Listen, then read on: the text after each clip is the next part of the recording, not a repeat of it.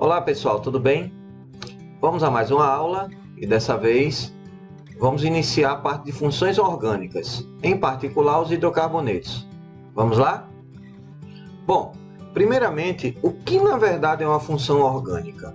Elas são grupos de compostos orgânicos que apresentam propriedades químicas semelhantes em razão da presença do mesmo grupo funcional em sua estrutura. Aqui eu vou apresentar um exemplo de várias funções ao mesmo tempo, tá? Então aqui nós temos função fenol, cetona, ácido carboxílico, álcool e também hidrocarboneto que nós vamos ver. Calma que nós vamos ver cada uma devagar, tá bom? Essas funções que estão aqui são chamadas funções oxigenadas. Existem também as funções nitrogenadas, os haletos orgânicos e assim por diante, tá bem? Nós vamos iniciar com as funções a função dos hidrocarbonetos, que são compostos orgânicos, pessoal, que na sua estrutura apresentam apenas carbono e hidrogênio. Eu acho que eu já havia falado um pouquinho sobre os hidrocarbonetos nas aulas anteriores, né? Principalmente a de nomenclatura. A fórmula geral dos hidrocarbonetos é essa daqui, ó, CXHY, ou seja, só apresenta carbono e hidrogênio. Característica importante, pessoal, olha só. O hidrocarboneto não é considerado uma função química, tá? Semelhante às outras lá, funções oxigenadas, funções nitrogenadas. Mas é importante que nós possamos conhecer o conceito de função orgânica, certo? Beleza. Então, dentro dos hidrocarbonetos estão as subdivisões, tá? E a primeira delas são os alcanos. Os alcanos são hidrocarbonetos nos quais todas as ligações entre os carbonos são ligações simples, ou seja, só tem aquele tracinho, tá? Os alcanos também, pessoal, são conhecidos como parafinas. Olha só, a fórmula geral deles é essa aqui, ó, CnH2n mais 2, onde N é o número de carbonos, certo? Então, como é que eu utilizo a fórmula geral para montar uma estrutura? Olha só, vamos dizer que N vale 4. Aí a fórmula geral, CnH2n mais 2. Então, eu substituo N por 4. C4H2 vezes N, né? Vezes 4 mais 2. Então, vai ser C4H, 2 vezes 4, 8, mais 2, 10. Certo? Esse daqui, pessoal, é o butano. Por que eu sei disso? Porque lá na aula anterior sobre nomenclatura nós aprendemos que quando tem 4 carbonos é but. Como aqui é só alcano, só tem ligação simples, então o infixo vai ser an. Então, butano. Como exemplo, nós temos aqui o pentano com 5 carbonos e o etano com 2 carbonos, tá? Caso vocês tenham alguma dúvida com relação aos nomes dos elementos, voltem à aula anterior e aí vocês vão compreender melhor, tá bem? Beleza, então como exemplo aqui nós temos o metano, cuja fórmula é CH4. Então, uma das características, né? Ele é utilizado como combustível em termoelétricas, residências e automóveis. Também é conhecido como gás do lixo, gás natural, gás do pântano e também GNV, aquele gás natural veicular, certo? Então, o gás que é utilizado para os veículos é o metano. Olha só como é a estrutura dele tridimensional, tá bom? Característica importante, naturalmente ele já é gasoso, tá? Ao ser extraído. Então, o gás natural, ele pode ser encontrado no subsolo, associado ou não à presença de petróleo. E ele consiste, pessoal, de uma mistura gasosa contendo mais de 90% em volume do metano. Então, olha só, em uma jazida, né, lá na extração, onde é que aparece o gás natural? É a primeira parte antes de vir o petróleo, certo? Então, aqui eu tenho gás natural, petróleo, água salgada e aqui a parte rochosa, tá? Então, olha só, uma animaçãozinha aqui sobre o gás metano, né? E algumas de suas características. Então, ele é utilizado, tá? na questão dos veículos aí, certo? Quando é utilizado o gás natural, certo? Mas, na verdade, tem a gasolina, né? Que é uma mistura também, tá? É o quê? O que é que nós temos lá? O que é que nós temos lá na gasolina? Né? Qual mistura? Carbono e hidrogênio, tem hidrocarboneto. Mas surgiu, pessoal, na verdade, os hidrocarbonetos desde a época pré-histórica, tá? Então, o que significa, na verdade, a questão do... Como foi que surgiu tudo isso, né? Então, os fósseis de animais foram se acumulando e por muitos anos, pressão e temperatura, formou isso aí, líquido, né? A parte líquida lá que é o petróleo, certo? Tem o gás, a parte gasosa, né? Porque gerou isso aí. E aí nós percebemos essa questão. Olha onde é que a gente utiliza tantos hidrocarbonetos. Aqui na cozinha, que já é propano mais butano, mas são alcanos, certo? Que são utilizados. Então, o gás encanado, né? A gente percebe que o gás está vazando, né? Quando sente aquele cheiro característico, mas tem um detalhe. Os hidrocarbonetos não têm cheiro. E como é que a gente sente o cheiro do gás? É porque lá é colocado enxofre. Aqui, se vocês forem perceber, são as tubulações, certo? Onde está passando aqui o gás, ó. Então a gente vê que a expansão ela é bem interessante, bem grande. Tá bem? Mesmo assim, pessoal, a gente tem aqui, ó, reservas comprovadas de gás. O Brasil está em 29º lugar, certo? 0,4 trilhões de metros cúbicos, essa fonte de 2018. E o consumo anual, o Brasil é 28º em consumo. E uma coisa bem interessante, né? Olha só, a gente tem 9.000 quilômetros da malha de gasoduto de transporte do país, 80% do gás natural é produzido no mar, e quase metade desse gás produzido ele é reinjetado no poço. Por quê? Por falta de infraestrutura de escoamento. Então a gente percebe que a gente precisa evoluir muito ainda, né? 17,8% é utilizado nessas plataformas em queima ou perda técnica. É aquele foguinho que sai de lá da plataforma, é o gás saindo. E 36,8% é disponibilizado para o consumo. Mas mesmo assim, pessoal, nós ainda utilizamos muito pouco o gás natural, ainda é muito desperdiçado, tá? Algumas vantagens do GNV, né, o gás natural veicular. Ele não possui enxofre, portanto, a queima não favorece a formação de chuva ácida, que é interessante. Ele praticamente não emite o monóxido de carbono, que é um gás altamente tóxico. Ele não apresenta impurezas nem resíduos, aumentando a vida útil do motor, que é diferente da gasolina. A economia de gasto com combustível é mais barata que a gasolina e o álcool, né? Apesar de termos esses aumentos sucessivos, mesmo assim ele ainda é mais barato. E o gás natural veicular, ele é armazenado em cilindros sob alta pressão, aproximadamente 200 atm. Pode ser utilizado como combustível alternativo em qualquer veículo movido a gasolina ou a álcool. Surgem então as adaptações, as empresas que trabalham com essa adaptação do gás natural veicular. Tá? Mas muito cuidado. Ocorreu, né, uma explosão durante o abastecimento com gás natural que matou um homem em Garibaldi, no Rio Grande do Sul. Segundo a Polícia Civil, pessoal, o equipamento que estava instalado no carro não respeitava as normas de segurança. E a principal suspeita da polícia é de que a explosão tenha sido causada por problemas no equipamento do veículo. O cilindro tinha marcas de solda, mas o equipamento do posto não tinha problemas.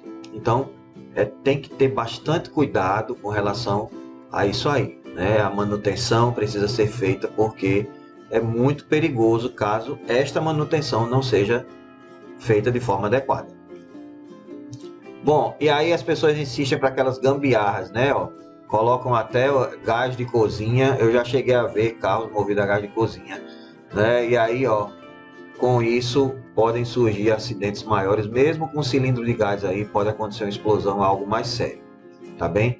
Então, caso alguém deseje instalar em seu veículo, procure uma agência credenciada que possa fazer o serviço da melhor forma possível. Bom, e aí também no metano nós temos o biogás, que é o quê? Ele pode ser produzido facilmente como? Em biodigestores, usando como matéria-prima resíduos orgânicos diversos. Após a liberação desse biogás, sobrarão dentro do biodigestor os resíduos da decomposição que podem ser utilizados como fertilizantes. Aí o esquema a seguir, ele representa aqui um biodigestor utilizado em comunidades rurais. Então aqui do lado esquerdo, excrementos animais e restos de alimentos são misturados com água no alimentador do biodigestor. Então mistura e ele vai para esse biodigestor. Depois, dentro do biodigestor, a ação das bactérias ela decompõe esse lixo, transformando em gás metano e adubo. O gás metano pode ser encanado para alimentar um gerador ou aquecedor e as sobras servem como fertilizante. Aqui um outro exemplo de um biodigestor rural, tá? Do lado direito, mas perceba que tem 100% de aproveitamento. Então é algo que merece ser explorado mais e mais, né? E aí tem esse aterro sanitário, né, que é chamado aterro sanitário Bandeirante, e aí acontece o quê? O lixo urbano e o esgoto residencial pode ser aproveitado na produção de biogás. O gás recolhido, pessoal, no lixo, nesse aterro, ele move 24 motores geradores com potência de 22,6 megawatts e consome por hora 10 milhões de litros de gás. O aterro sanitário Bandeirantes, ele possui 80 metros de altura e 160 camadas de lixo. Então, perceba que ele gera uma quantidade enorme de energia aqui. O que é que acontece? Tem tubos aqui dentro do aterro sanitário onde ele capta o gás, né? Aqui vai ter um trocador de calor, aí tem um resfriador, certo? Aí vão ter aqui os sopradores, aí aqui os queimadores, né? Ó, o gás ele vai sendo queimado. E aí ele tem aqui o motogerador. E a partir daqui, lá em São Paulo, né, eles mandam para as estações aqui, as subestações de distribuição de energia. Então percebam que é algo muito proveitoso, né? E quando acabar o gás, esse lixo pode ser reutilizado, pode ser feito adubo, né, para plantações. Então é importante que possa ser utilizado esse biogás, né? E uma das coisas também a gente contribui para a sustentabilidade do planeta, tá? Uma curiosidade, né? Olha aí, esse fogo que não apaga nem morrendo é a fosfina. É um dos gases produzidos pelo Sol pela decomposição da matéria orgânica. O metano também é formado, mas em maior quantidade. Conforme esses gases eles vão se formando, por exemplo, dentro de um caixão, a pressão aumenta, eles podem vazar por pequenas fendas e subir em direção à superfície. Ao entrar em contato com o oxigênio, a fosfina inflama-se espontaneamente, ou seja, normalmente ela liga sozinha, fazendo a mistura entrar em combustão e produzir uma chama azulada. O nome desse fenômeno é chamado de fogo-fato. Eu acho que em alguns desenhos e alguns filmes isso já foi abordado, né? Então, é uma curiosidade muito interessante. Bom, e aí nós temos dois gases importantes também, propano e butano. Eles são utilizados como gás de cozinha, né? Esse é o GLP, é a conhecida, né? Essa mistura, é o gás liquefeito de petróleo. Eles são obtidos do petróleo por meio do processo de separação de mistura chamado de destilação fracionada. Caso vocês tenham alguma dúvida, tem um videozinho aí no canal que fala sobre os processos de separação de misturas. Vamos aqui do lado direito ver um videozinho, né, de um esquema de segurança caso o gás fique vazando, né? Olha só aqui. Então, olha só, todo cuidado é pouco, né, nessa questão da segurança. Olha como deve ser feito caso isso ocorra, certo? Então, ó, pega, fecha a válvula, ó, e aí tá contido o gás, certo? Nada de desespero, é só fechar a válvula com calma, tá bem? Bom, vimos os alcanos, né? E agora nós vamos ver um outro grupo de hidrocarbonetos chamado de alcenos, que são hidrocarbonetos que na sua estrutura contém uma ligação dupla entre os carbonos. A fórmula geral, pessoal, do alceno é CnH2n. De novo, onde N vai ser o quê? O número de carbonos. Exemplo, vamos dizer que N seja 3. Aí eu tenho a fórmula CnH2n. Substituindo, C3H2 vezes 3. Consequentemente, eu tenho a estrutura C3H6. Tá? Esse daqui vai ser o propeno. Aí eu tenho aqui alguns exemplos. Ó. Eteno, 2 carbonos, ou etileno, também chamado de etileno. E aqui o pente-2eno.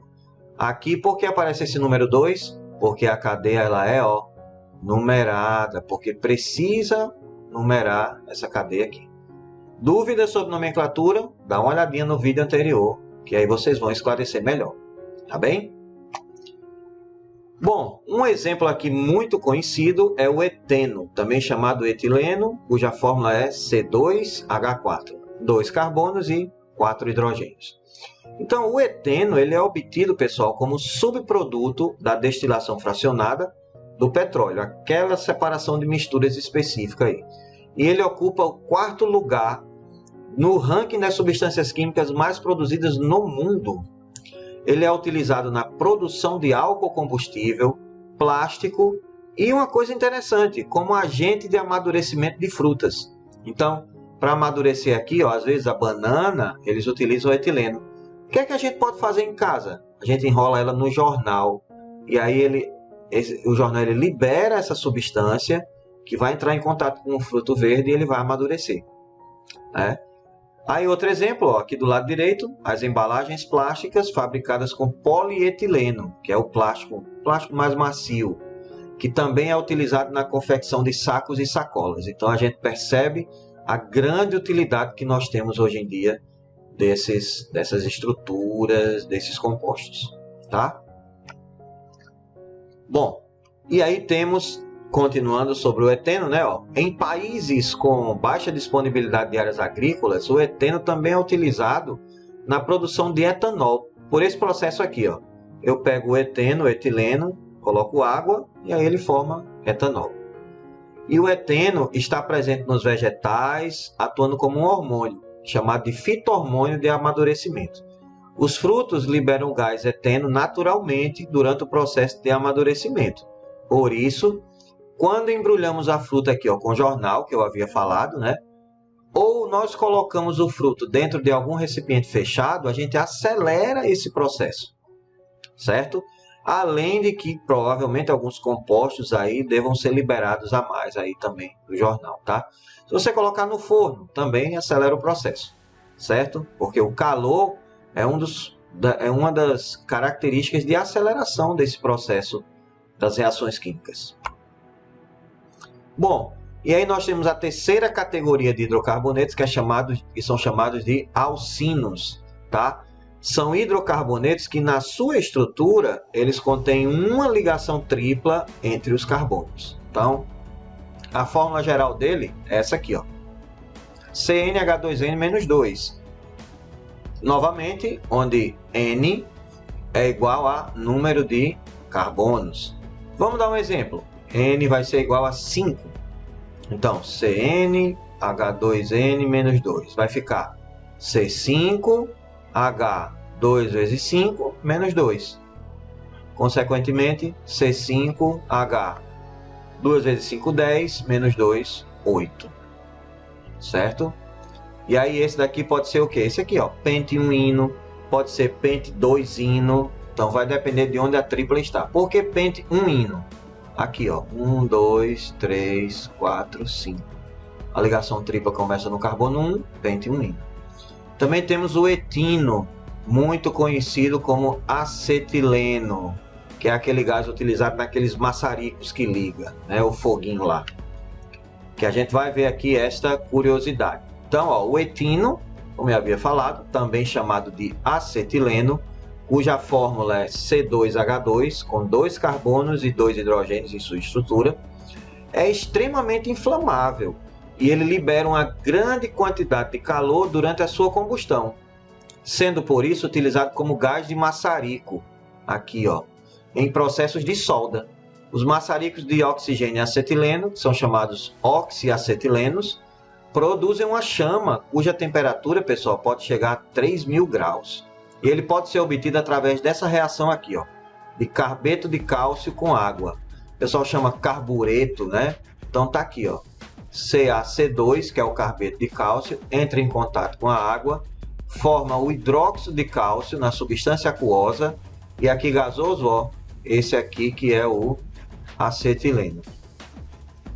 Deixa eu escrever novamente. Acetileno, C2H2, certo? Vamos dar uma olhadinha aqui no vídeo para a gente ver essa questão da solda. Veja bem. Bom, pessoal, essa chama azul que está saindo é devido ao oxigênio que está aí, tá? Normalmente a chama que sai durante a queima do acetileno é uma chama escura, uma chama negra, tá?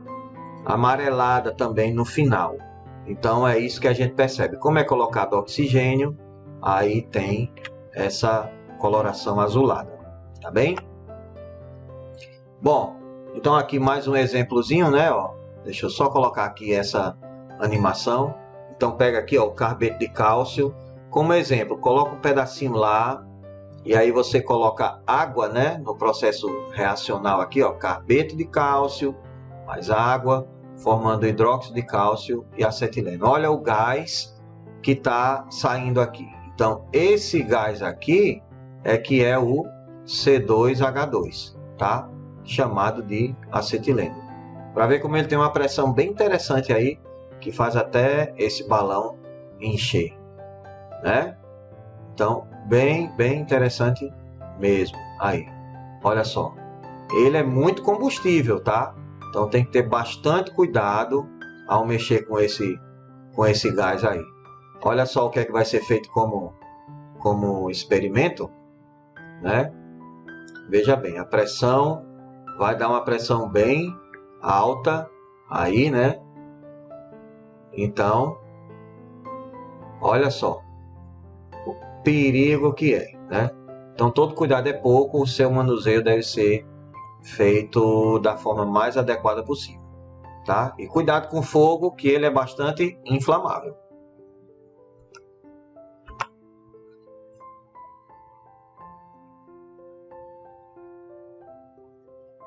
Olha só. Bom, e aí nós temos a próxima categoria, que são os alcadienos, que são hidrocarbonetos que têm na sua estrutura, na cadeia, duas ligações duplas, carbono-carbono. Fórmula geral, ó, CnH2n-2. Essa fórmula a gente já viu, semelhante à fórmula dos alcinos, onde N é igual ao número de carbonos. Aí eu tenho, por exemplo, N igual a 3, vai ser CnH2n-2, C3H 3 vezes 2 menos 2. Então vai ser C3H 3 vezes 2, 6 menos 4. Menos 2, 4. Desculpa. C3H4. E aí, como exemplo, nós temos o penta 1,4-dieno. Esses números aparecem por causa da numeração da cadeia que pode acontecer. E aí, pessoal, a pergunta pode surgir. Se de repente tivesse 3 ligações duplas, seria um alcatrieno, tá? Mas não é comum acontecer. E aí, ó, temos a classificação dos alcadienos. Eles podem ser de 3 categorias. Eles podem ser os acumulados ou os alênicos. Eles possuem 2 duplas no mesmo carbono, olha só, no mesmo carbono, certo?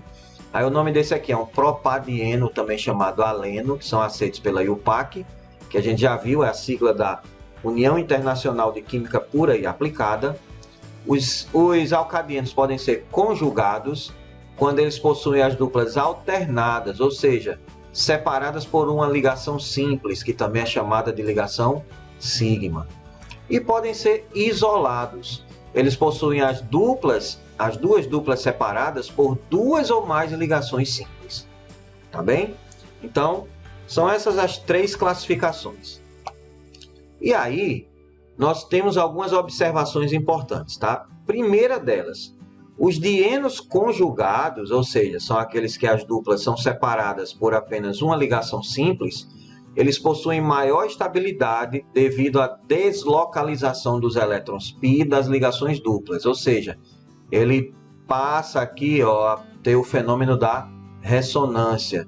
Esse fenômeno, pessoal, a gente viu no anel aromático, tá? No qual a ligação dupla ela se movimenta aí, certo?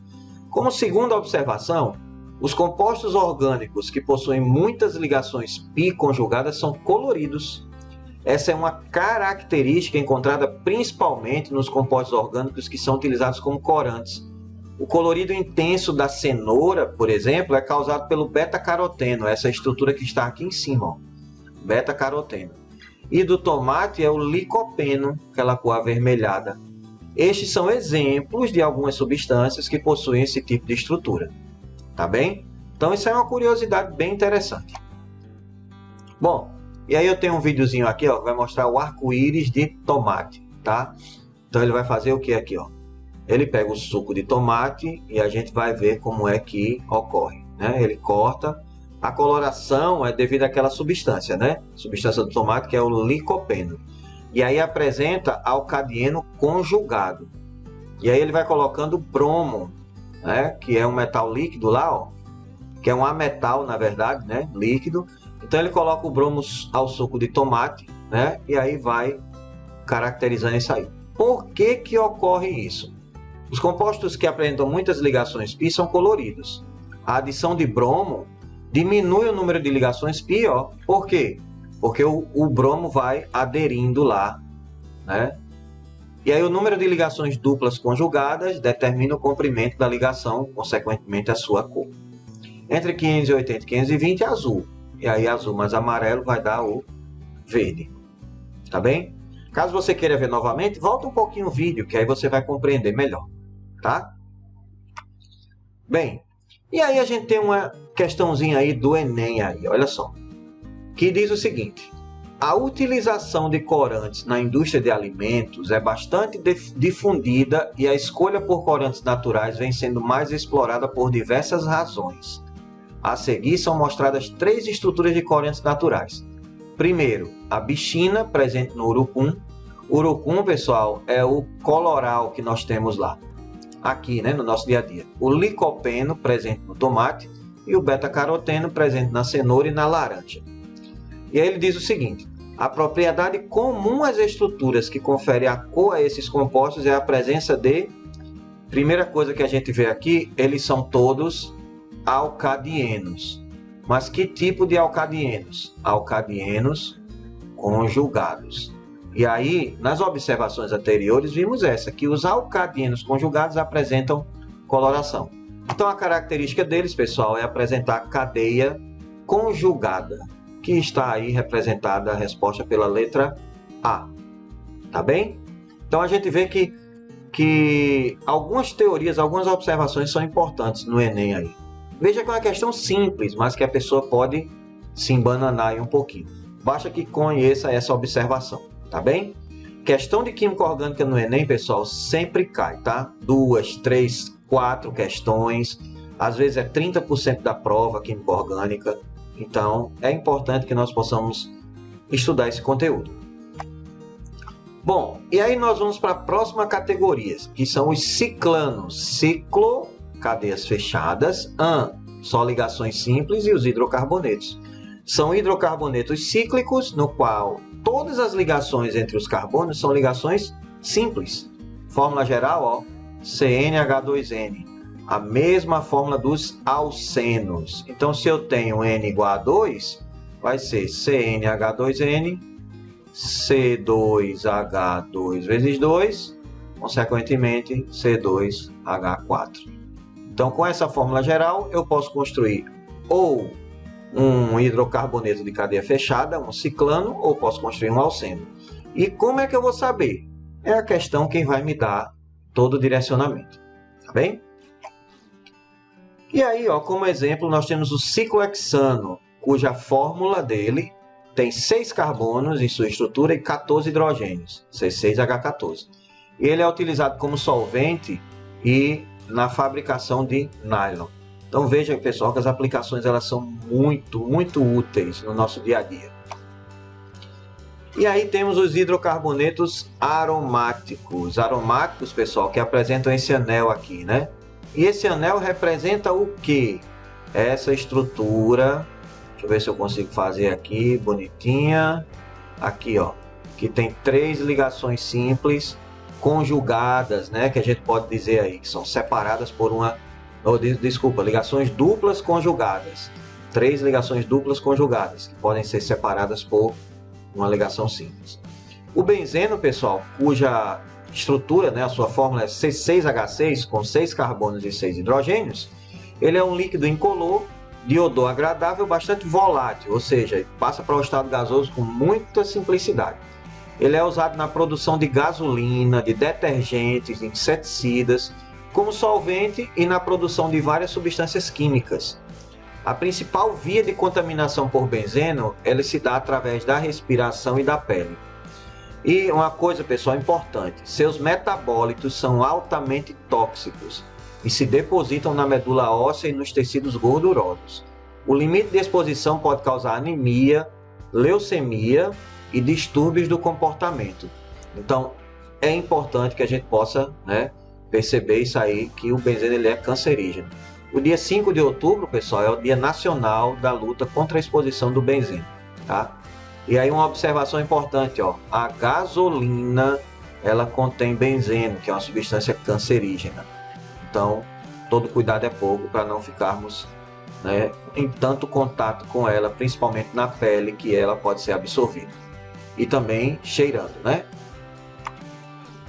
Bom, dando continuidade aí aos compostos aromáticos, nós temos como exemplo tolueno. Também é um líquido incolor, de odor agradável e bastante volátil.